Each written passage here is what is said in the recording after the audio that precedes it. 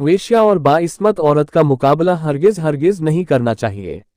इन दोनों का मुकाबला हो ही नहीं सकता। वेश्या खुद कमाती है और बाइस्मत औरत के पास कमाकर लाने वाले कई मौजूद होते हैं।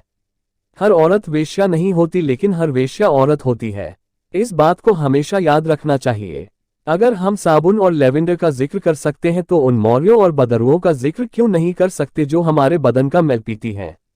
अगर हम मंदिरों और मस्जिदों का जिक्र कर सकते हैं तो उन कहबा खानों का जिक्र क्यों नहीं कर सकते जहां से लौटकर कई इंसान मंदिरों और मस्जिदों का रुख करते हैं। अगर हम अफ्यूम, चरस, भंग और शराब के ठेकों का जिक्र कर सकते हैं तो उन कोठों का जिक्र क्यों नहीं कर सकते जहां हर किस्म का नशा इस्तेमाल किया जाता है। जिस औरत के दरवाजे शहर के हर उस शख्स के लिए खुले हैं जो अपनी जेबों में चांदी के चंद सिक्के रखता हो, ख्वाह वो मोची हो या भंगी, लंगड़ा हो या लूला, खूबसूरत हो या करीहत उल मंजर, उसकी जिंदगी का अंदाजा बखूबी लगाया जा सकता है। वेश्या पैदा नहीं होती, बनाई जाती है या खुद बनती है।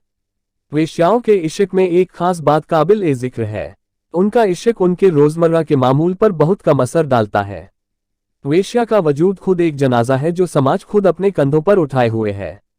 वो उसे जब तक कहीं दफन नहीं करेगा उसके मुताल्लिक बातें होती रहेंगी। वेश्या अपनी तारीख तिजारत के बावजूद रोशन रूह की मालिक हो सकती है। गदागरी कानूनन बंद कर दी जाती है, मगर वो असबाब ओ अलल दूर करने की कोशिश नहीं की जाती जो इंसान को इस फेल पर मजबूर करते हैं। औरतों को सरे बाजार जिस्म फरोशी के कारोबार से रोका जाता है, मगर उसके मुहर्रिकात के इस्तिसाल की तरफ कोई तवज्जो नहीं देता। चक्की पीसने वाली औरत जो दिन भर काम करती है और रात को इत्मीनान से सो जाती है, मेरे अफसानों की हीरोइन नहीं हो सकती।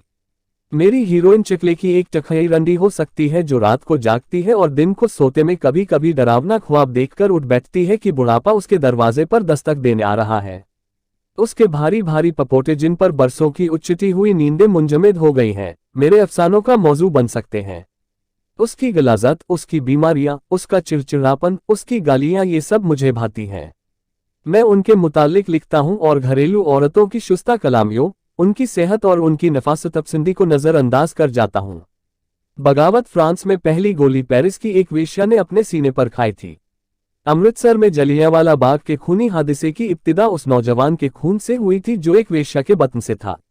वेश्या सिर्फ उसी मर्द पर अपने दिल के तमाम दरवाजे खोलेगी जिससे उसे मोहब्बत हो।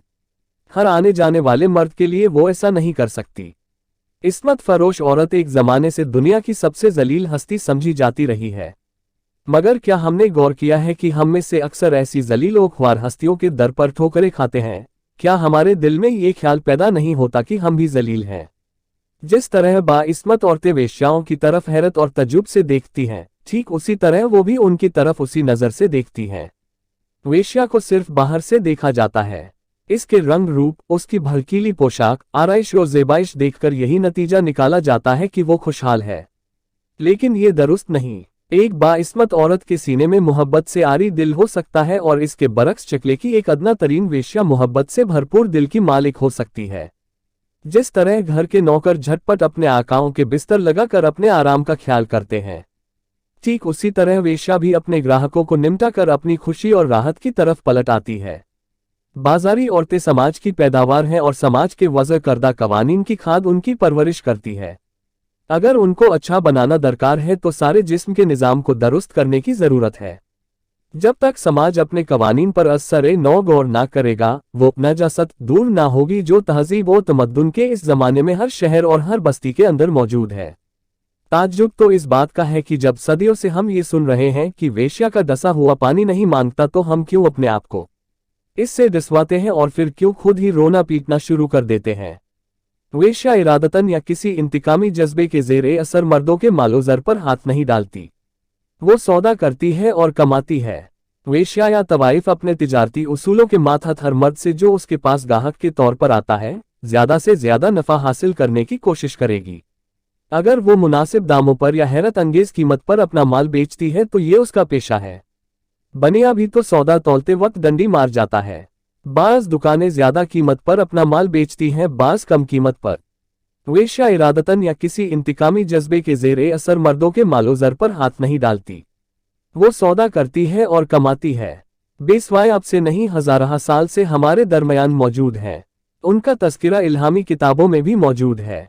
अब चूंकि किसी इल्हामी किताब या किसी पैगंबर की गुंजाइश नहीं रही, इसलिए मौजूदा जमाने में उनका जिक्र आप आयात में नहीं बल्कि उन अखबारों, किताबों या रिसालों में देखते हैं जिन्हें आप ऊद और लोबान जलाए बगैर पढ़ सकते हैं और पढ़ने के बाद रद्दी में भी उठवा सकते हैं।